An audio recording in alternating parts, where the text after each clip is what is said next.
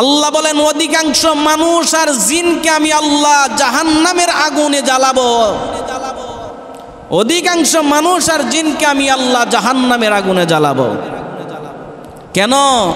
আল্লাহ বলেন লাহুম কুলুবুল লা ইয়াফকাহুনা বিহা, আমি আল্লাহ বুঝার মতো তাদের একটা দিল দিছি, কলব দিছি, সে বুঝলো না, আমারে চিনলো না। ওয়ালাহুম আয়ুনুল লা ইউবসিরুনা বিহা, আমার কোরআন দেখার জন্য আমি আল্লাহ চক্ষু দিলাম, আমার কোরআনে কি আছে সে দেখলো না। ওয়ালাহুম আযানুল লা ইয়াসমাউনা বিহা, আমার কোরআন তারে কি শুনাইতে চায় সে কোরআনের কাছ থেকে সে শুনলো না।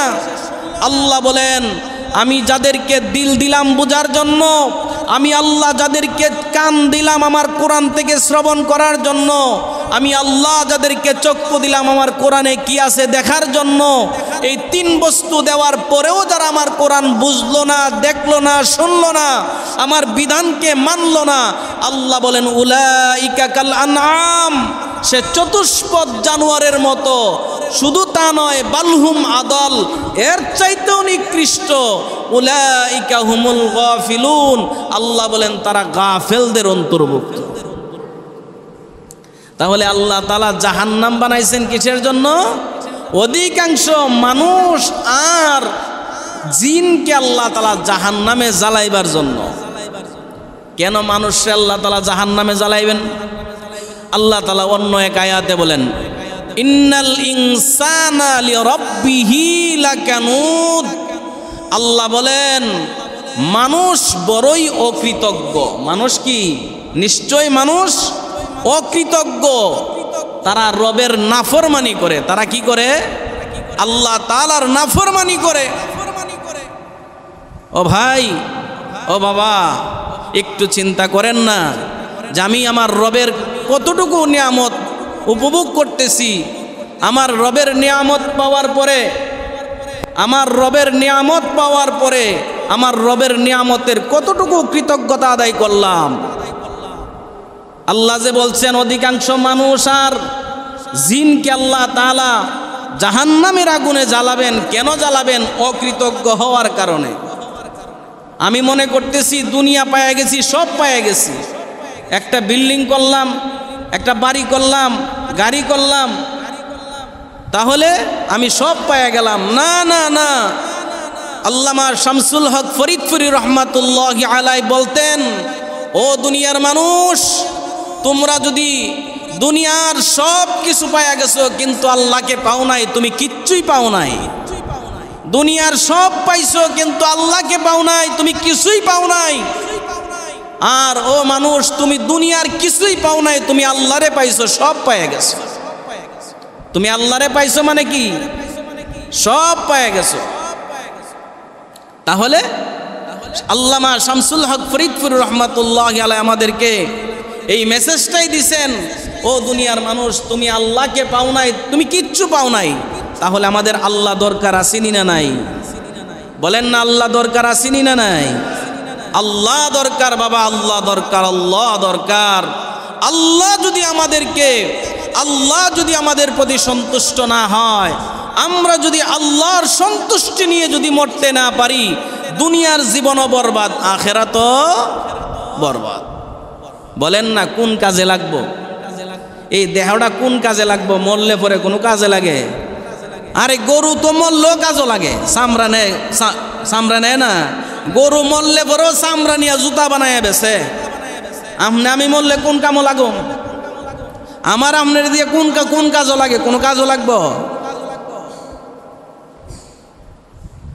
আল্লাহ তাআলা যে বলতেছেন, যদি ঈমানওয়ালা হয়ে যাইতে পারো, ঈমানওয়ালা আমলওয়ালা হয়ে যদি কবরে যাইতে পারো, তাহলে দুনিয়াতেও শান্তি, আখিরাতেও শান্তি।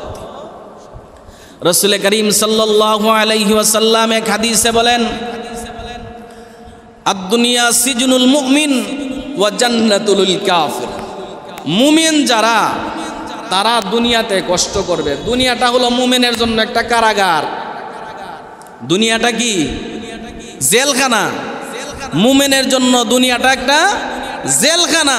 আচ্ছা বলেন তো, জেলখানার ভিতরে কি আরাম লাগে না অশান্তি লাগে? জেলখানা হচ্ছে অশান্তির জায়গা। আর জান্নাত হচ্ছে আরামের জায়গা। রসুল বলেন এই দুনিয়াটা বেদিন কাফেরের জন্য কি জান্নাত, আর মুমিনের জন্য কারাগার। মুমিনের জন্য কি কারাগার। তাহলে আল্লাহর রসুল বলছেন এটা আমাদের জন্য কারাগার। তাহলে তো আমাদেরকে চিন্তা করার দরকার, বোঝার দরকার। আমরা যদি আল্লাহকে মানি, রসুলকে মানি, আখিরাতকে বিশ্বাস করি, তাহলে আমার কেন আল্লাহর কাছ থেকে আমি কেন দূরে যাব? আল্লাহ কি আমারে বানাইছেন আল্লাহর কাছ থেকে দূরে যাওয়ার জন্য? এই এডিরে বাইর কর, এডিরে বাইর কর।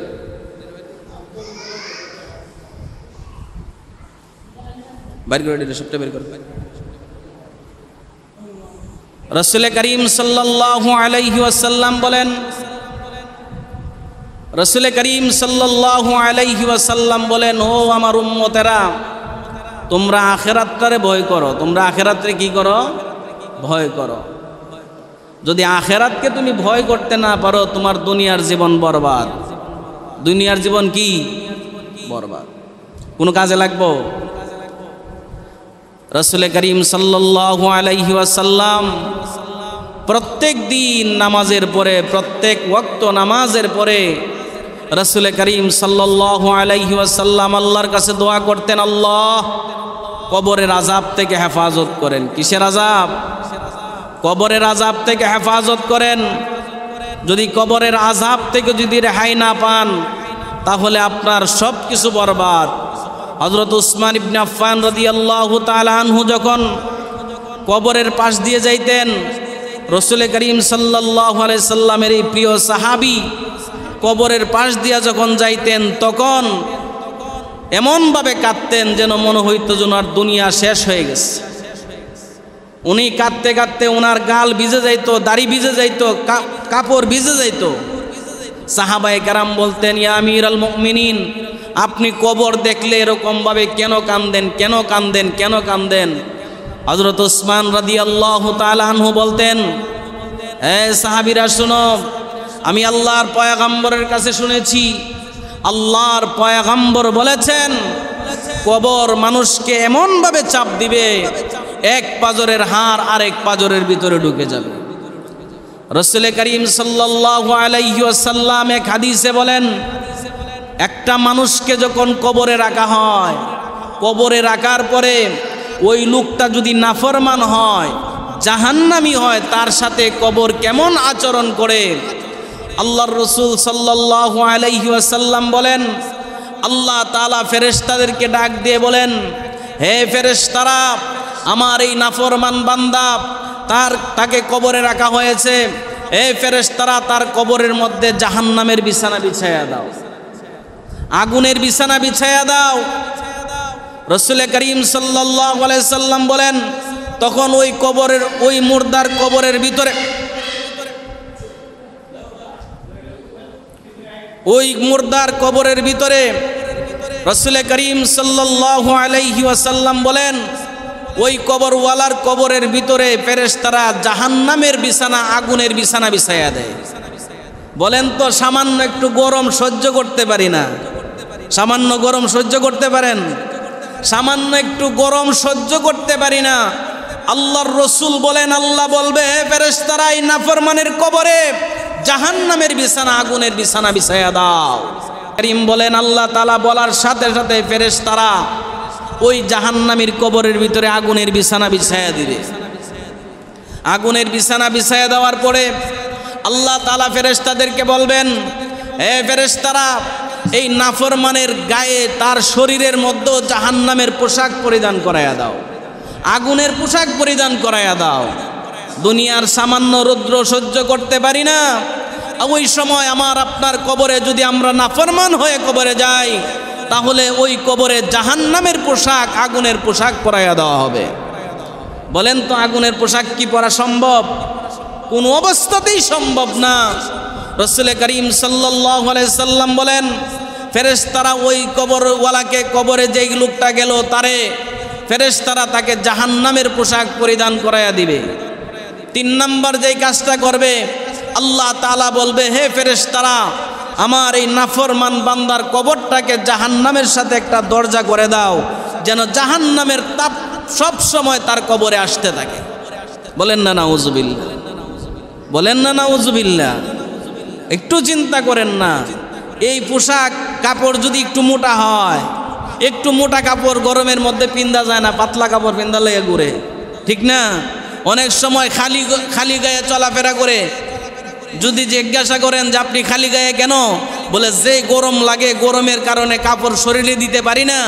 ও বাপ, ও আমার ভাই, ও আমার মা বোনেরা, ভালো করে শুনেন, যেই গরমের কারণে আপনি কাপড় পর্যন্ত ভালো একটা মোটা কাপড় শরীরে লাগাইতে পারেন না, যদি জাহান্নামী হয়ে কবরে যান, কবরে সর্বপ্রথম আপনার কবরে এসি দেওয়া হবে না, কবরের ভিতরে জাহান্নামের বিছানা বিছায়া দেওয়া হবে, জাহান্নামের পোশাক পরিধান করাইয়া দেওয়া হবে, জাহান্নামের দিকে কবরের রাস্তাটা করে দেওয়া হবে। বলেন নাউজুবিল্লাহ।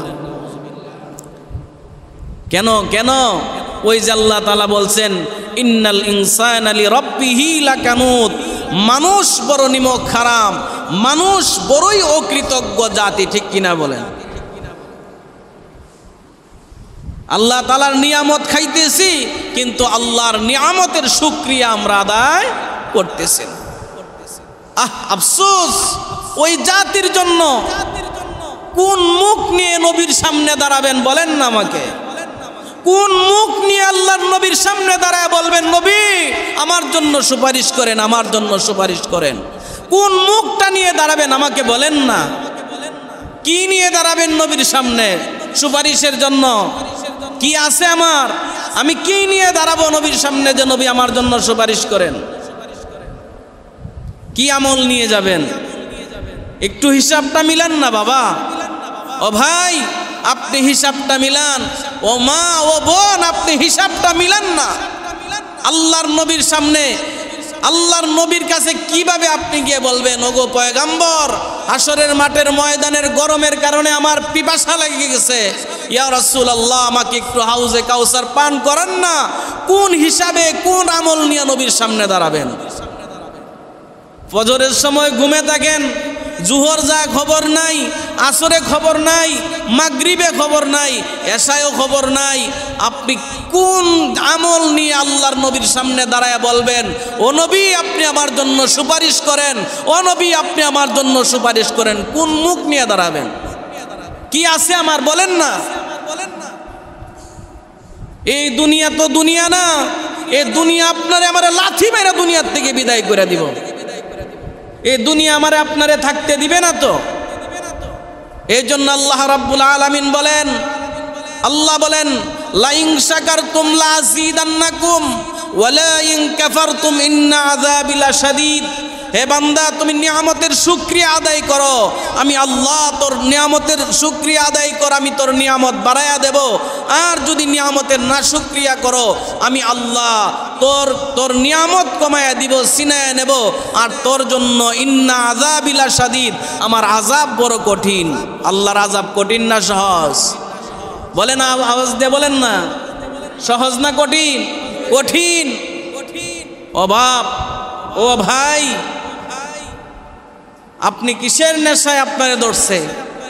এই দুনিয়ার নেশা, বিবি বাচ্চার নেশা, কিচ্ছুই আপনার কাজে আসবে না, কিচ্ছুই আমার আপনার কাজে আসবে না। নবীর কাছে, নবীর দরবারে কি নিয়ে দাঁড়াইবেন? নবীর দরবারে আমি আপনি কি নিয়ে যাব বলেন না? দাবি তো করি নবীর উম্মত। আপনি আমি কেমন উম্মত হইলাম? 5 ওয়াক্ত নামাজ ঠিকভাবে পড়তে পারি না। আপনি আমি কি উম্মত হইলাম? নবীর সুন্নত মানতে পারি না। আমি আপনি কি উম্মত হইলাম? নবীর আদর্শ মানতে পারি না। কি উম্মত হইছি বলেন না? ভাই আমারে বুঝান না, একটু বুঝান না। মা বোনরা আমার এই কথাগুলি একটু বুঝেন না, আমার এই কথাগুলি একটু চিন্তা করেন না যে আমরা কি নবীর আদর্শটা মানলাম, কি মানলাম নবীর আদর্শ। আল্লাহ রসুল সাল্লাল্লাহু আলাইহি ওয়াসাল্লাম, নবীজি সাল্লাল্লাহু আলাইহি সাল্লামের 9 জন বিবি একসাথে ছিল। আম্মাজান আয়েশা সিদ্দিকা রাদিয়াল্লাহু তাআলা আনহা বলেন, আল্লাহর নবী সাল্লাল্লাহু আলাইহি সাল্লাম আখিরাতকে এমন প্রাধান্য দিতেন, আল্লাহর রসুল আখিরাতকে এমন ভাবে প্রাধান্য দিতেন, দুনিয়াকে নবীজি কোনোদিন প্রাধান্য দেয় নাই। রসুল করিম সাল্লাল্লাহু আলাইহি সাল্লামের আদরের স্ত্রী আম্মা জান আয়েশা সিদ্দিকা রাদিয়াল্লাহু তাআলা আনহা বলেন যে, ও দুনিয়ার মানুষ শোনো শোনো, তোমরা যে দুনিয়ার নেশায় পাগল হইছো, আল্লাহর নবী সাল্লাল্লাহু আলাইহি সাল্লামকে আয়েশা জিবরাইল বলছে, ইয়া রাসূলুল্লাহ, আপনি যদি চান আপনার সুখের জন্য আল্লাহ তাআলা উহুদ পাহাড়টাকে স্বর্ণ বানায়া দিব। কি বানায়া দিব? আপনার জন্য উহুদ পাহাড় স্বর্ণ বানায়া দিব। আপনি যদি চান 3 বেলা খাবার আল্লাহ তাআলা আপনার জন্য জান্নাত থেকে ব্যবস্থা করবে। বলুন সুবহানাল্লাহ। সেই নবীজি সাল্লাল্লাহু আলাইহি সাল্লাম জিবরাইলকে বললেন, হে ভাই জিবরাইল, আমি উহুদ পাহাড় স্বর্ণ হোক এটা আমি চাই না। আমি চাই দুনিয়ার জীবনে কষ্ট করে যাব, আমি আমার আল্লাহর কাছ থেকে বিনিময় নেব আখিরাতে। কোন জায়গায়? আখিরাতে আমি বিনিময় নেব। রাসূল করিম সাল্লাল্লাহু আলাইহি সাল্লাম এই দুনিয়ার জীবনে, ওনার সাংসারিক জীবনে এত কষ্ট করছেন। আম্মা জান আয়েশা সিদ্দিকা রাদিয়াল্লাহু তাআলা আনহা বলেন, আমাদের ঘরে একাধারে 3 মাস পর্যন্ত আমাদের ঘরে চুলার মধ্যে আগুন ধরে নাই। কতদিন? 3 মাস চুলার মধ্যে আগুন ধরে নাই। আমরা শুধু খেজুর আর পানি খাইয়া 3টা মাস কাটাইছি। কয় মাস কাটাইছে? 3 মাস কাটাইছে খেজুর আর পানি খায়া। আমরা কি করে খাওয়ানোর কোনো অভাব আছে? আমাদের ঘরে তো খাবারের অভাব নাই, তাহলে আমাদের ঘরে কেন আল্লাহর হুকুম পালন হবে না? বলেন না। আল্লাহ তো আমরা অভাবে রাখছে না, তাহলে আমার ঘরে কেন নামাজ নাই? আমার ঘরের ভিতরে কেন পর্দা নাই? আমার ঘরের ভিতরে কেন আল্লাহর কোরআনের তেলাওয়াত নাই? বলেন না, বলেন না। একটু হিসাব মিলান না। আল্লাহর কাছে কি জবাব দিবেন? আল্লাহর আদালতে দাঁড়ায় কি বুঝ দিবেন আল্লাহর কাছে? বলেন না, একটু হিসাবটা মিলান না।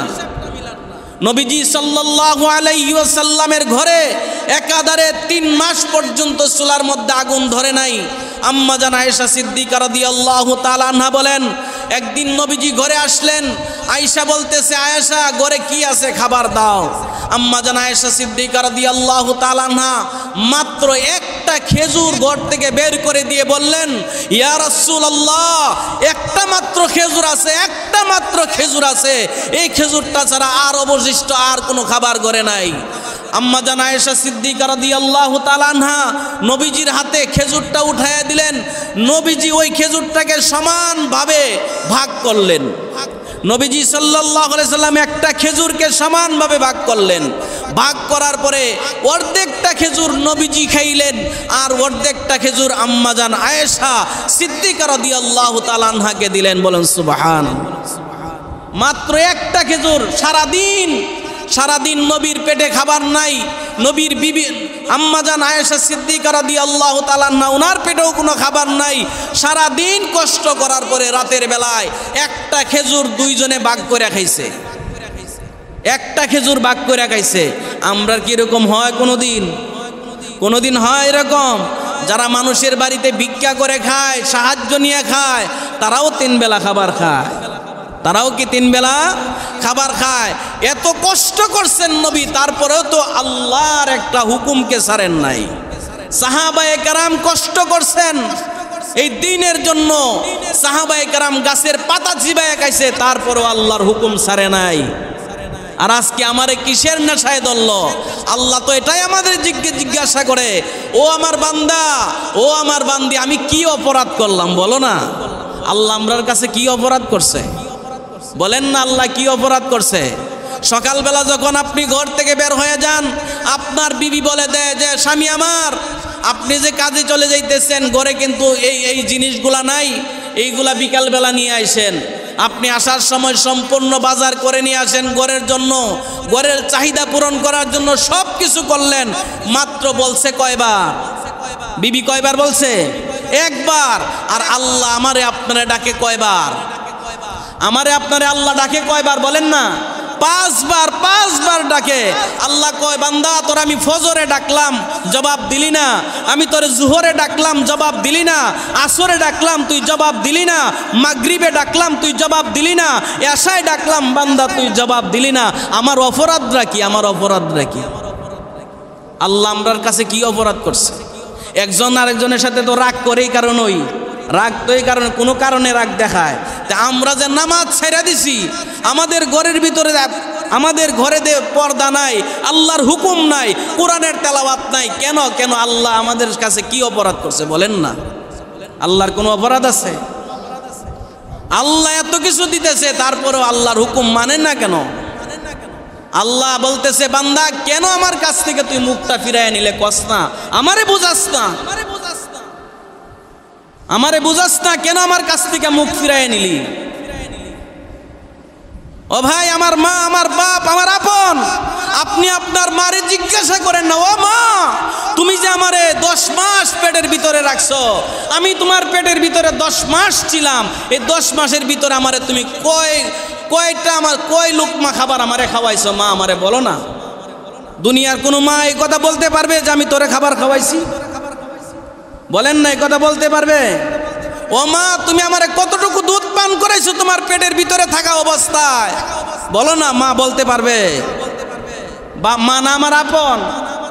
বাবাকে যদি জিজ্ঞাসা করেন, ও বাবা আপনি আমারে কত খাবার খাওয়াইলেন, আমারে কত মহব্বত করলেন, বলেন না আমি আমার মায়ের পেটে থাকা অবস্থায়, আমার মার পেটের ভিতরে থাকা অবস্থায় আমারে কি খাওয়াইছেন আমার হিসাব দেন। কোনো বাবা সেই হিসাব দিতে পারবে? আল্লাহ দিতে পারবো নি? আল্লাহ পারতো না? আল্লাহ কয়, বান্দা তোর মার পেটের ভিতরে তোর খাওয়ানোর ব্যবস্থা আমি করছি, তোর মার পেটের ভিতরে আমি খাওয়াইছি, তোরে আর কেউ খাওয়ায় নাই। এই নাফরমান, তোর মার পেটের ভিতরে আমি খাওয়াইছি, তোরে আর কেউ খাওয়ায় নাই। এরপর আমার সাজদা দিতে তোর কষ্ট লাগে? এরপরেও তোর কষ্ট লাগে রে বান্দা। তুই যখন তোর মার গর্ভের থেকে দুনিয়ায় আইছস, তোর মা তোর খাবারের ব্যবস্থা করে না, আমি করছি। তোর মার বুকের ভিতরে দুধের ব্যবস্থা আমি আল্লাহ করে দিছি। কে করছে বলেন? কে করছে বলেন না? আল্লাহ করছে, আল্লাহ করছে। এরপরও কে সেজদা দিবেন না বলেন না? এরপরও কে আপনি সেজদা দিবেন না? আপনি যদি আইসিইউতে থাকেন, 24 ঘন্টা অক্সিজেন লাগাইলে আপনার 5 থেকে 10,000 টাকা দিতে হয়। আল্লাহ কয়, বান্দা তোর জন্মের পর থেকে আজ পর্যন্ত আমি একটা সেকেন্ডের জন্য অক্সিজেন বন্ধ করি নাই, তারপরেও কেন আমাকে সেজদা দিবি না? বান্দা কো আমারে, কো আমারে, কো। অক্সিজেন বন্ধ করছে, বাতাস বন্ধ করছে আল্লাহ, তারপরেও আল্লাহরে কেন সেজদা দিবেন না বলেন না? এই ঘর বানাইছেন কি দেখাইবার লাগিয়া? মসজিদ বানাইছে কি দেখাইবার লাগে না ইবাদতের লাগিয়া? তাইলে আল্লাহ ডাকে 5 বার, আপনি নাই কেন? কি নিয়ে দাঁড়াবেন আল্লাহর কাছে বলেন না? কি নিয়ে দাঁড়াবেন আল্লাহর দরবারে? আফসোস। আল্লাহ কয়, বান্দা তুই যখন আস্তে আস্তে বড় হইছস, তোর তো আর মার পেটে, মার বুকের দুধে তোর ক্ষুধা নিবারণ, তৃষ্ণা নিবারণ হয় না, তোর একটু শক্ত খাবারের দরকার। শক্ত খাইতে গেলে তো তোর এই মুখ দিয়া তুই শক্ত খাইতে পারবে না। বান্দা তুই যেন শক্ত খাবার খাইতে পারস, এই জন্য আমি আল্লাহ তোর মুখের ভিতরে দাঁতের ব্যবস্থা করে দিছি, দাঁতের ব্যবস্থা করছি বান্দা, তুই যেন চাবায়া খাইতে পারস। যে দাঁত দিলাম চাবায়া খাওয়ার জন্য, তারপরেও কেন আমার সেজদা করবি না? বল বল, তারপরেও কেন সেজদা করবি না? আল্লাহ কয়, বান্দা তুই যদি খারাপ জিনিস খাস, যদি নষ্ট জিনিস খাস, তাহলে তোর পেট নষ্ট হয়ে যাবে, শরীর খারাপ হয়ে যাবে। এই জন্য আমি আল্লাহ তোরে চোখ দিলাম দেখা খাইতে, আমি আল্লাহ তোরে নাক দিলাম এটা ভালো না মন্দ দেখা খাইতে। এত কিছুর ব্যবস্থা করার পরেও বান্দা তুই আমার সাজদা দেস না, কারে খুশি করস? আল্লাহ বলে, ওয়ালা তাত্তাবিউ খুতুওয়াতিশ শাইতান, এ দুনিয়ার নাফরমানেরা, শয়তান রে খুশি করিস না, শয়তান রে খুশি করিস না, শয়তান রে খুশি করিস না। ইন্নাহু লাকুম আদুউম মুবিন, শয়তান তোর প্রকাশ্য দুশমন, প্রকাশ্য দুশমন, প্রকাশ্য দুশমন। শয়তান কি আমাদের বন্ধু না শত্রু? তাহলে আমরা কারে খুশি করবার লাগে দৌড়তেছি? আমরা যে দৌড়তেছি কারে খুশি করার লাগে? শয়তানরে খুশি করার লাগে। শয়তানরে খুশি করার লাগে না। যদি আল্লাহরে খুশি করার লাগে হইতো, তাইলে তো মসজিদ ভরার কথা নামাজও। যদি আল্লাহরে খুশি করার লাগে হইতো, তাহলে তো আজানের সাথে সাথে মসজিদ বইরে যাওয়ার কথা। খালি ওয়াজুয়াত দেখা, হুজুর কাম কাম কাম। আরে হুজুর রে আপনি কামের সুতা দিতার বাইন, হুজুর রে আপনি কাম কয়ে বুঝাই তার বাইন, আজরাইলে কিতা কয়ে বুঝাই বাইন? আজরাইল যেদিন আপনাকে আইসা বলবে যে ভাই আপনার যাওয়ানোর সময় চলেন আপনারা নিতামাইছি, তখন আজরাইলে কি বুঝ দিবেন?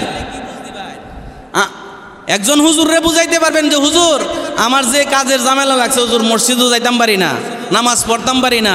আজরাইলে কি কইবেন বল না, আজরাইলে কি কইবেন বলেন না, আমারে বুঝান না, একটু বুঝান না। আমার এনে বুঝাই দিলেন, আমারে বুঝাই দিলেন, ইমাম সাহেবরে বুঝাই দিলাইলেন, আজরাইলে কি কয়ে বুঝাইবেন? বুঝানোর কোনো জিনিস আছে? বলেন বুঝানোর মতো কোনো জিনিস আছে? বুঝানোর মতো কোনো জিনিস নাই। তাহলে সাহাবায়ে কেরাম দ্বীনের জন্য, ঈমানের জন্য কষ্ট করছেন, তারপরেও আল্লাহর নাফরমানি করে নাই, আল্লাহর নাফরমানি করে নাই। রাসূল করিম সাল্লাল্লাহু আলাইহি সাল্লামের দ্বীনের জন্য, ঈমানের জন্য এত কষ্ট করছেন। রাসূল যদি চাইতেন উহুদ পাহাড় স্বর্ণ হয়ে যায়, রাসূল যদি চাইতেন আল্লাহর নবীর জন্য জান্নাত থেকে খাবার পাঠায়, তারপরও নবীজি এত সুখ চায় নাই, নবীজি কষ্ট করছেন। কিতাবের ভিতরে আসছে আল্লাহর রাসূল সাল্লাল্লাহু আলাইহি সাল্লাম একদিন শুয়ে রইছে, হযরত ওমর ইবনুল খাত্তাব রাদিয়াল্লাহু তাআলা আনহু আসছে।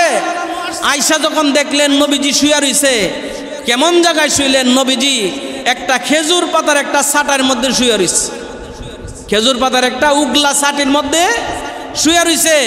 খেজুর পাতার একটা বালিশ নবীজির মাথার মুবারকের নিচে। নবী কি চাইলে আল্লাহ তাআলা ভালো জিনিস দিতে পারতেন না? নবীজি খেজুর পাতার বালিশ মাথার নিচে দিয়ে রাখছে, উপরে খেজুর পাতার চাল দিয়ে রাখছে। এই মাটির মধ্যে নবীজি শুয়ে রয়েছে। এই খেজুর পাতার এই উগলা ছাটির দাগের কারণে নবীজির শরীর মুবারকের মধ্যে দাগ পড়ে গেছে। হযরত ওমর রাদিয়াল্লাহু তাআলা দেইকা সাথে সাথে চোখ দিয়ে পানি ছেড়ে দিছে, কাঁদতে কাঁদতে ওমর রাদিয়াল্লাহু তাআলা অবস্থা খারাপ। আল্লাহর রাসূল জিজ্ঞাসা করে, ওমর কেন কান্দো, কেন কান্দো, কেন কান্দো? তখন ওমর বলে, ইয়া রাসূলুল্লাহ, যাকে আল্লাহ তাআলা সমস্ত সৃষ্টি জগতের ঊর্ধ্বে সম্মান দান করছে, যার পায়ের নিচের ধুলা আল্লাহর আরশের চাইতে দামি, যেই নবী জান্নাতে না গেলে কোনো নবী জান্নাতে যাইতে পারবে না, যেই নবী সুপারিশ না করলে কোনো নবী সুপারিশ করতে পারবে না, যেই নবী আল্লাহকে যতক্ষণ পর্যন্ত না বলবে আল্লাহ আপনি বিচার কাজ শুরু করেন, ততক্ষণ পর্যন্ত আল্লাহ বিচার কাজ শুরু করবেন না, যেই নবী দুনিয়াতেও দামি আখিরাতেও দামি, ওই নবী এত কষ্ট করে, এই কষ্ট দেখে আমি উমরের চোখ দিয়ে পানি বের হয়ে গেছে। তারপরেও কি নবীজি কোনোদিন আরাম চাইছে? তাহলে আমরা তো আরামের পিছনে পইরা আখিরাত হারিয়ে ফেলতেছি। ও বাপ, ও ভাই, আপনি নামাজ পড়েন, আপনার মেয়েটা নামাজ পড়ে না। আপনি নামাজ পড়েন, আপনার ছেলেটা নামাজ পড়ে না। আপনি নামাজ পড়েন, আপনার বিবি নামাজ পড়ে না। আপনি নামাজ পড়েন, আপনার বিবি পর্দা করে না, আপনার মেয়ে পর্দা করে না। তাহলে কই যাবেন? আপনার নামাজ কোনো কাজে লাগবে? বলেন, কি কাজে লাগবে বলেন না? একদল পুরুষ তারা বিয়া করে আনে বউরে বন্দলামে বেলেগা, বিয়া করে আইন না বন্দলামাই দে কাম কর। তোমার কেটা কইছি বিয়া করতা? তুমি যদি ওই নারীর বরণ পোষণ দায়িত্ব পালন না করতে পারো, তোমার জন্য বিয়া না, তোমার জন্য রোজা রাখা ফরজ। তোমার জন্য রোজা রাখা কি ফরজ? কোন কিতাবে আছে তুমি তোমার বউরে দিয়া কাম করাইতা বন্দলামায়া? আল্লাহ রাব্বুল আলামিন বলেন, ওয়াকারনা ফি বুয়ুতিকুন্না ওয়ালা তাবাররাজনা তাবাররুজাল জাহিলিয়াতিল উলা। একদল নাফরমান আছে বউরে দিয়া কোম্পানির চাকরি করায়। আরে কুলাঙ্গার, আল্লাহর বিধান তারে তুই উপেক্ষা করলি। তোর মতো নাফরমান আর কেউ নাই, তোর মতো নাফরমান আর কেউ নাই। তুই আল্লাহর কাছে হিসাব দিতে পারবি না। আল্লাহ বলেন, বিয়া করছস দায়িত্ব তোর, ঘরের ভিতরে আইন না খাওয়াইবি তুই, তোর বউকে গিয়া রুজি করে তোরে খাওয়াইতো। শরম করে না? বউর রুজি খাও না, বিষ খায় মরণ তো সমান কথা।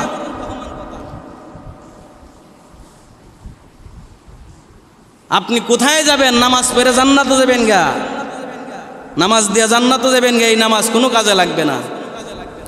নিজে নামাজ পড়তে হবে, আল্লাহর বিধান ঘরের ভিতরে ঢুকাইতে হবে, ঠিক কিনা বলেন? হাশরের ময়দানে, হাশরের ময়দান যখন কায়েম হবে, রাসূল করিম সাল্লাল্লাহু আলাইহি ওয়াসাল্লাম বলেন, হাশরের ময়দান এমন একটা ময়দান হবে, সবাই পেরেশানির মধ্যে থাকবে। লিকুল্লি ইমরিইম মিনহুম ইয়াউমাইযিন শাআনু ইউগনি।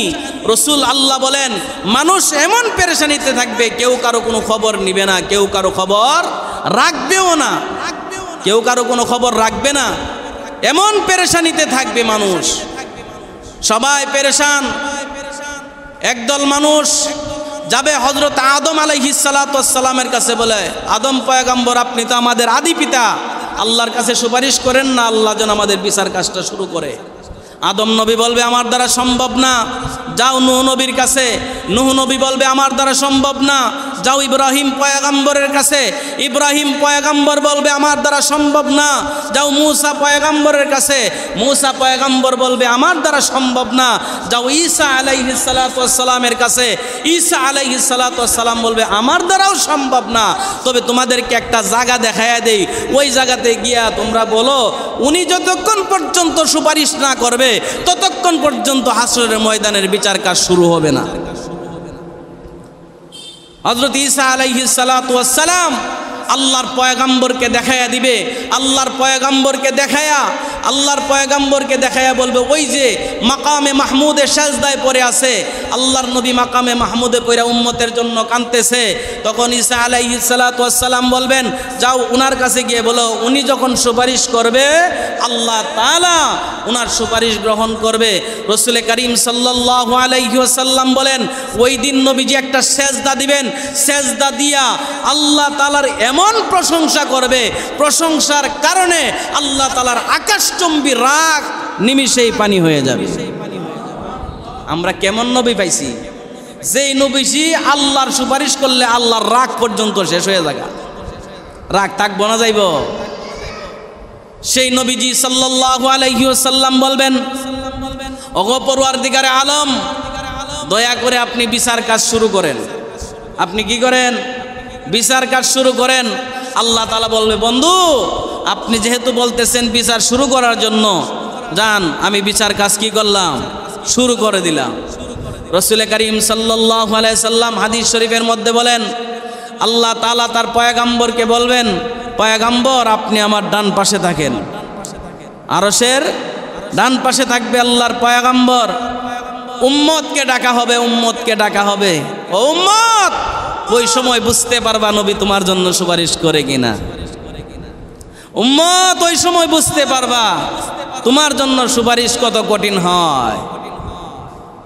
রাসূল করিম সাল্লাল্লাহু আলাইহি সাল্লাম বলেন আমার উম্মতের সমস্ত আমলনামা, আমার উম্মতের সমস্ত আমলনামা আমার সামনে খোলা হবে। কার সামনে খুলবো? নবীজির সামনে সমস্ত উম্মতের আমল খোলা হবে। বলবে আল্লাহ বলবে ও বন্ধু আপনি দেখেন আপনার উম্মতের আমলনামা দেখে দেখে আপনি সুপারিশ করেন, আমি আপনার সুপারিশ কবুল করব। নবীজি সাল্লাল্লাহু আলাইহি সাল্লাম বলেন ওই সময় যখন আমার আমল খুলবে, আল্লাহ রসুল বলেন আমল খুইলা যখন দেখবে বান্দার ফজর নাই, জুহর নাই, আসর নাই, মাগরিব নাই, এশা নাই, হালাল নাই, হারাম থেকে দূরে নাই, পাক না পাকের দ্বারে কাছেও নাই, আল্লাহর হুকুম তার ভিতরে নাই, সুদের ব্যবসা করছে, ঘুষের কারবার করছে, ব্যবসার মধ্যে 2 নাম্বারই করছে, এত এত আমল নিয়ে যখন যাইব আল্লাহর নবীর কাছে আপনি কি জবাব দিবেন বলেন না? আমারে বুঝান না বাপ, ও ভাই আমারে বুঝান না। আল্লাহর নবী যখন আপনার আমলনামা খুলবে, নবী যখন আমলনামা খুইলা দেখবে আমার জোহর নাই, আমার আসর নাই, আমার মাগরিব নাই, আমার এশা নাই, আমার ফজর নাই, আমার নামাজ নাই, আমার কোরআন তেলাওয়াত নাই, আমার জিকির নাই, আমার তাসবিহাত নাই, আল্লাহর নিয়ামতের কোনো শুকরিয়া নাই, কোন মুখে আমি নবীর কাছে সুপারিশ চাইব বলেন না? কোন মুখ নিয়ে নবীর কাছে সুপারিশ চাইবেন? হ্যাঁ, কোন মুখটা নিয়ে নবীর কাছে দাঁড়াইবেন? ওই সময় নবী 2টা চোখের পানি ছেড়ে দিয়া বলবে আরে উম্মত এই বুঝি তোর কাছে আমি দিন রাখছিলাম, এই জন্যই কি আমি তায়েফে রক্ত দিছিলাম, এই জন্যই কি আমি উহুদে দান শহীদ করছিলাম, এই জন্যই কি আমার নিজের জন্মভূমি মক্কা ছেড়ে মদিনায় হিজরত করছিলাম। এই উম্মত তোর ঈমানওয়ালা বানানোর জন্য, তোরে জান্নাতি বানানোর জন্য, তুই যেন আমলওয়ালা হইতে পারস, তুই যেন ঈমানওয়ালা হইতে পারস, তোর ঈমান ঠিক করার জন্য আমি তায়েফে রক্ত দিছি, তোর ঈমানওয়ালা বানানোর জন্য উহুদে দাঁত ভাঙছি, তোর ঈমানওয়ালা বানানোর জন্য আমার 63 বছরের জিন্দিগিতে 13টা বছর মক্কার জিন্দিগিতে মায়ের খাইছি, গাছের পাতা পর্যন্ত চিবাইয়া খাইছি। ও উম্মত তোর কাছে এত কষ্টের দিন আমি নবী তোর কাছে রাইখা আসছিলাম, আমার এই দিন ধর্ম তুই কেমনে নষ্ট করলি, কেমনে নষ্ট করলি হিসাব দে। বলেন না নবীর কাছে হিসাব দিবেন না সুপারিশ চাইবেন? কোন মুখে আপনি নবীর কাছে সুপারিশ চাইবেন আমারে বুঝান? কোন মুখ নিয়ে যাবেন নবীর কাছে? কোন মুখ নিয়ে যাবেন? দৈনিক কয়বার নবীর উপরে দুরূদ পড়েন? জিলাপি আর কাটা গজা না হইলে তো দুরূদ বাইরে না মুহেদা জিলাপি লাগে বলেন না। নবীর উপরে দুরূদ পড়তে কি নবী যেই নবী দুনিয়া আখিরাতের শ্রেষ্ঠ নবী, যেই নবীর পায়ের নিচের মাটি আল্লাহর আরশের চাইতে দামি, সেই নবীর উপরে দুরূদ পড়তে, যেই নবী আমার জন্য সুপারিশ করব, যেই নবী রওজাতে এখনো আমার জন্য আপনার জন্য কাঁদতেছে, সেই নবীর উপরে দুরূদ পড়তে কি কাটা গজা লাগে, জিলাপি লাগে? হ্যাঁ, আপনি কেমন উম্মত, আমি কেমন উম্মত? রসুল জীবনে দাড়ি কাটলো না, আপনি জীবনে দাড়ি রাখলেন না, আপনি কিসের উম্মত? আমারে বোঝান,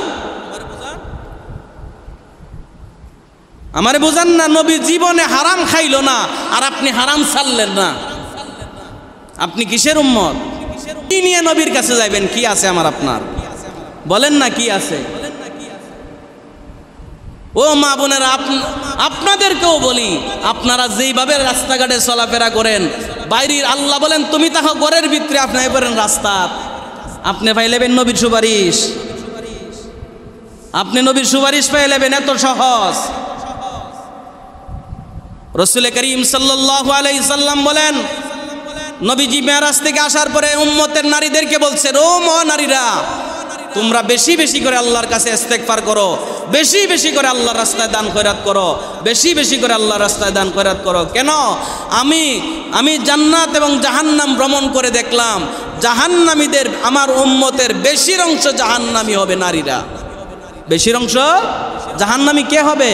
মহিলা। মহিলা, এটা আমার কথা না, এটা আল্লাহর নবীর কথা। এই জন্য নিজেরা জাহান্নাম থেকে বাঁচান। 4টা কাজ যদি কোনো মহিলা করতে পারে, 4টা কাজ। 1 নাম্বার, সে যদি 5 ওয়াক্ত নামাজ যথাযথ আদায় করে। 2 নাম্বার, সে যদি রমজানের রোজা রাখে।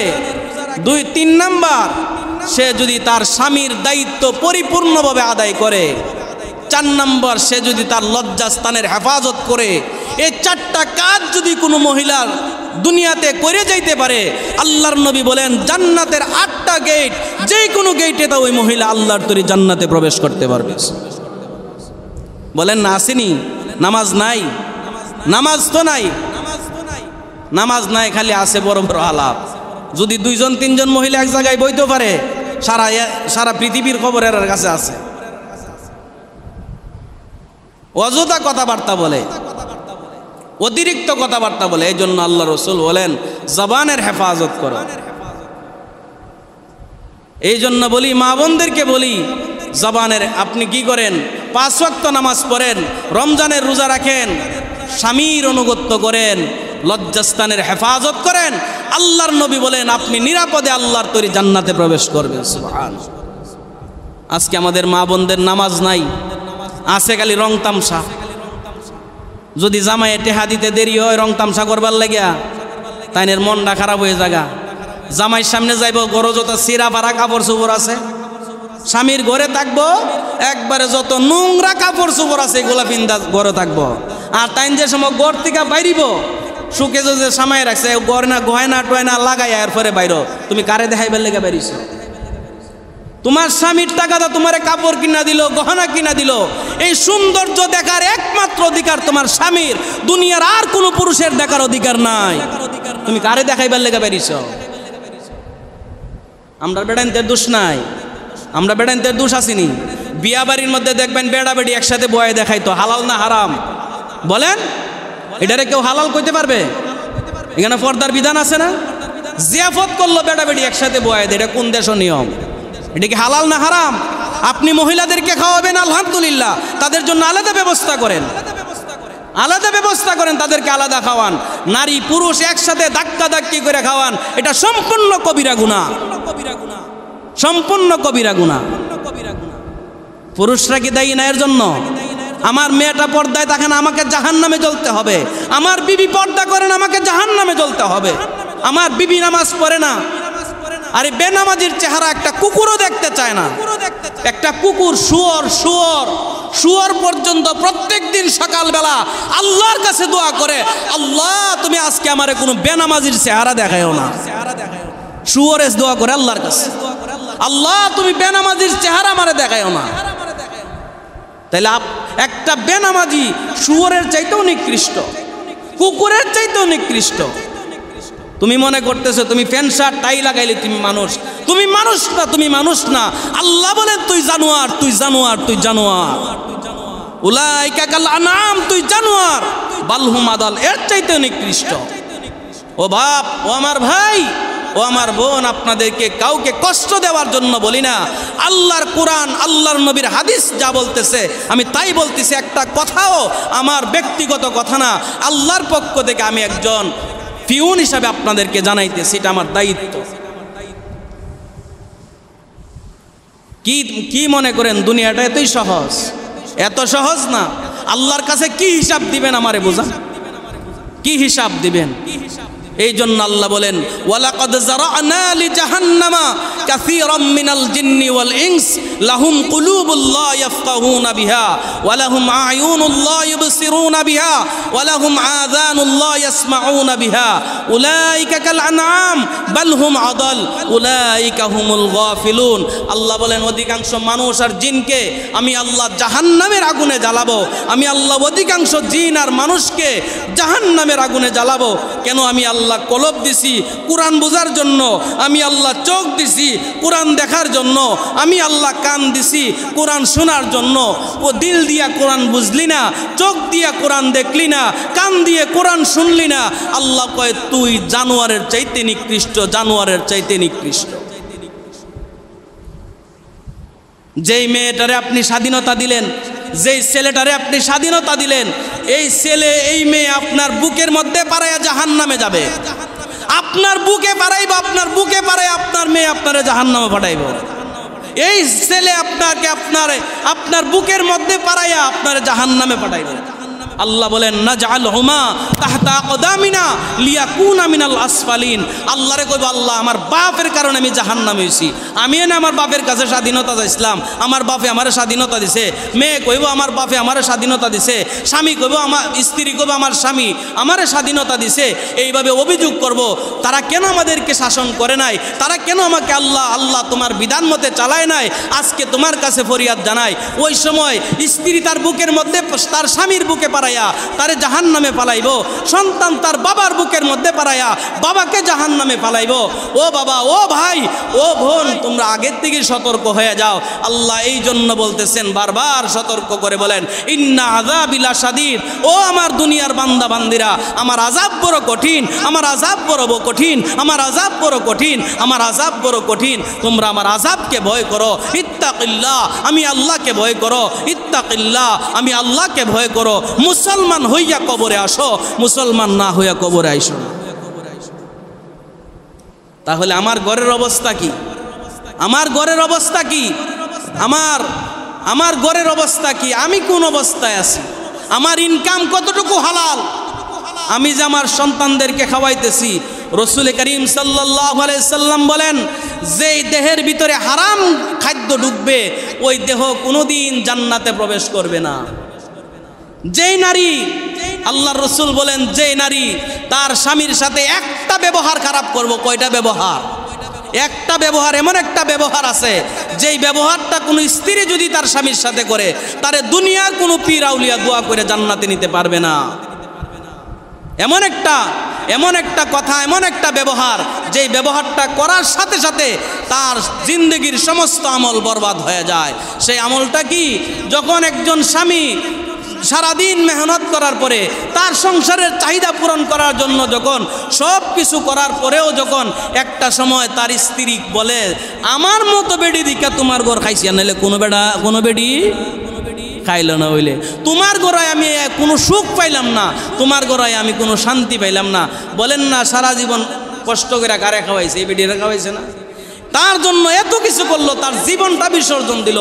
নবী বলেন যখন কোনো নারী তার স্বামীকে এই কথা বলবে যে তোমার ঘরে আইসা আমি কোনো সুখ পাইলাম না, শান্তি পাইলাম না, আমার জীবনটা বরবাদ হয়ে গেছে, রাসূল বলেন তার জীবনের সব আমল বাদ।